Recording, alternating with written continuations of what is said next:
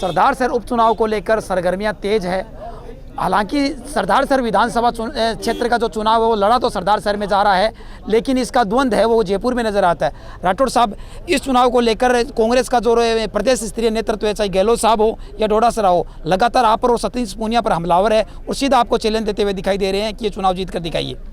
देखिए, इस चुनाव का परिणाम जब आएगा तब वो बगलें झांकेंगे, क्योंकि इस इलाके के अंदर लूट और झूठ की जो सरकार चली, लगातार 4 साल चली, एक काम ऐसा नहीं है जो सरकार के लोग बता सकें कि इस क्षेत्र में उन्होंने किया होगा।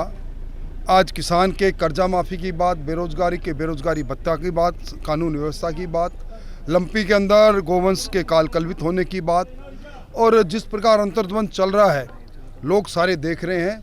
इसका भुगतान इस बार वोट की चोट से कांग्रेस को होना, कांग्रेस के प्रति लोग करेंगे। चुनाव का आगाज हो गया, जैसे जैसे समय बीतता जाएगा धुंध है वो छंटती जाएगी और चुनाव की स्थिति क्लियर होती जाएगी। आज आप अपने गृह गांव हरपाल सर से है जो आगाज किया है और जो जन समर्थन उमड़ा है, उससे बीजेपी में क्या नई जान फूंक पाएंगे?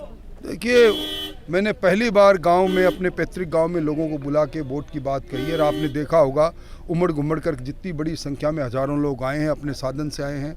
एक भी आदमी को कोई साधन दिया नहीं। मैं समझता हूं कि ये कि परिवर्तन का द्योतक है। ये परिवर्तन निश्चित तौर पर होगा। ये राजाओं का राज नहीं कि राजतंत्र के अंदर राजा के बाद में राजकुमार का राज तिलक हो। ये मत की पेटी से राजा निकलता है। इसलिए भंवरलाल जी को उनकी विरासत में उनके पुत्र को यहाँ के लोग चुनकर भेजे, इसकी संभावना क्षीण है। सट्टा बाजार के अंदर बीजेपी को है वो काफ़ी हराया हुआ दिखा रहा है, काफ़ी पिछड़ी हुई दिखाई दे रहा है, तो सट्टा पे बाजार को भी क्या झुठला देंगे? मेरे खुद के चुनाव में सट्टा बाजार ने मुझे बुरी तरह हरा रखा था। मैं आज तक 7 चुनाव जीता हूँ, 7 चुनाव में सट्टा बाजार मेरे खिलाफ बोलता रहा और मैं जीतता रहा। इसलिए सट्टा कोई कसौटी नहीं है और ये सट्टा आज की सभा के बाद मैं आपको बदलता दिखाऊंगा। डोटासरा की जो चुनौती है उसका जवाब आपके क्षेत्र की जनता देने को तैयार नजर आ रही है? निश्चित तौर पर डोटासरा जी का अहंकार में डूबा हुआ बयान आना कोई नई बात नहीं है।